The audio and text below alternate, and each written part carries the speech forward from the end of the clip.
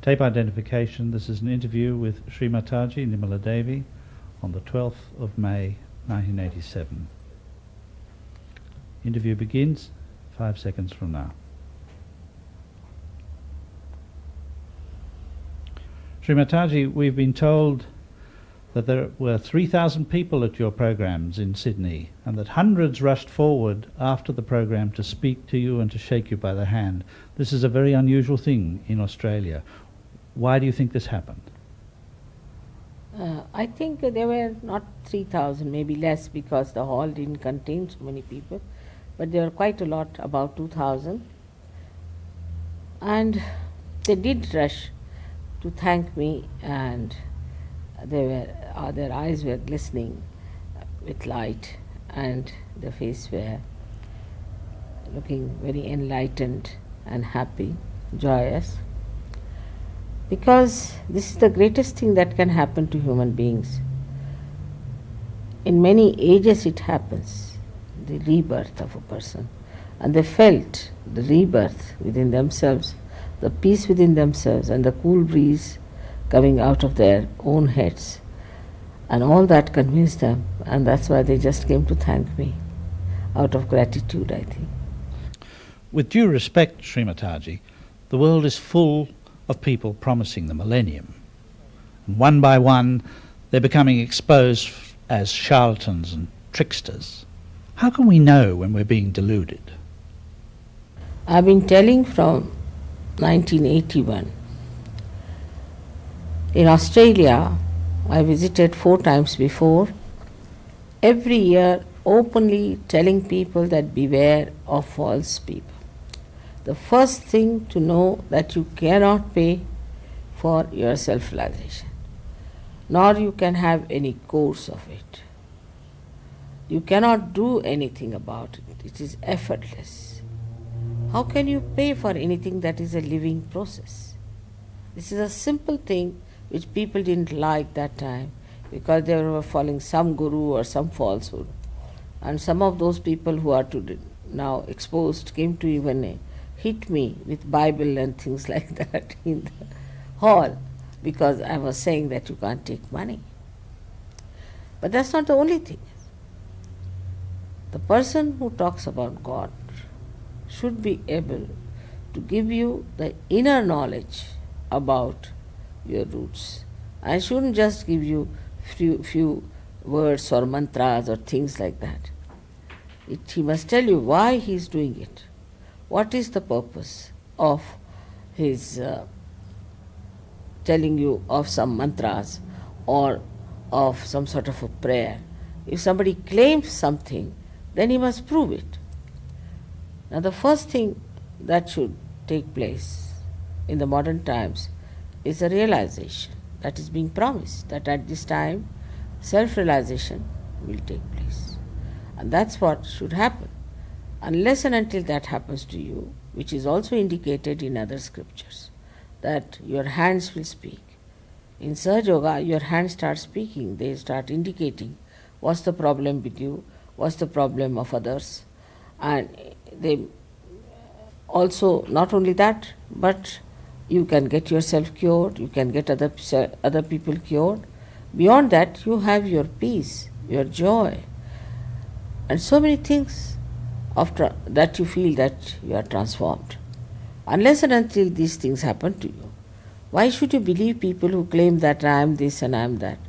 See, I just don't understand.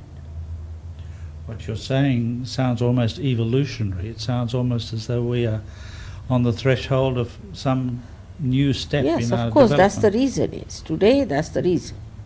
That a great evolution, the Ama's evolution has to take place. You have to break through into a new dimension of your awareness, which we call as thoughtless awareness, as Jung has described very clearly.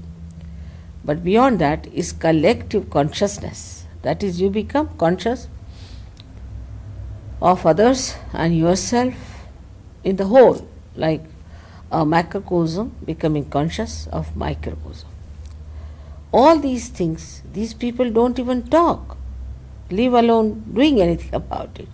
But still people run to them because they think that they can purchase them, they can pay for it, and this ego keeps them satisfied.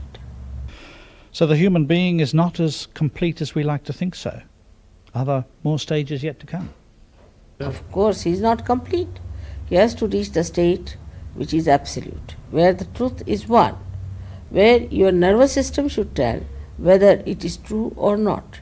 When you get your self-realization, from your hands you start feeling a cool breeze flowing. You feel it all around you. Supposing something is wrong, something is evil, then immediately you know on your hands that it is hot, it is burning, it's evil. Or something is wrong on different centers, then the same finger which denotes that particular area will start burning or indicating that there's something wrong with that person. This sounds rather like a description of something that happens in this day and age, where people talk about something having good vibes or bad vibes. Is this a kind of vibratory awareness? When I went to America first time,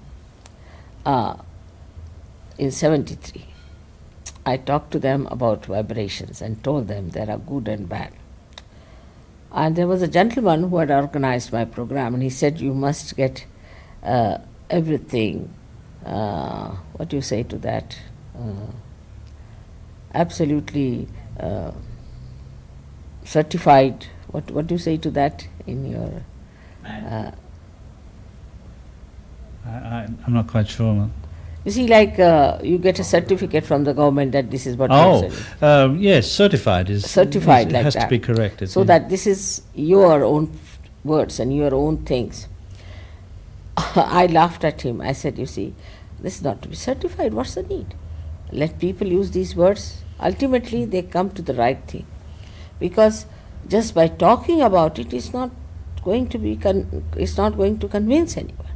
So it has to be felt, it has to happen, the experience has to be there. They have to actually feel the bad and the good clearly, and that is only possible through Sahajyog. I do not want to appropriate everything to myself, but I know nobody else can do it. If they can do it, it's very good for me. So when a person practices this Sahaja Yoga, they actually feel these things. They actually feel everything. They actually feel on central nervous system, which is the sign that he has evolved, because whenever there is evolution, you feel it on your central nervous system. So are you telling me that a day will come when we can actually tell whether a person is lying or being insincere? Of course, that is nothing. You can even tell if a person has got cancer, or he's got liver trouble, or he has got heart trouble. Also you can tell if he's mentally all right or not. Also you can tell if he has been to a wrong guru, or he had some spiritual problems from a wrong guru. You can immediately tell. And all this comes from this self-realization? Yes, of course. I mean, then you become aware of things which you were not aware of before getting self-realization.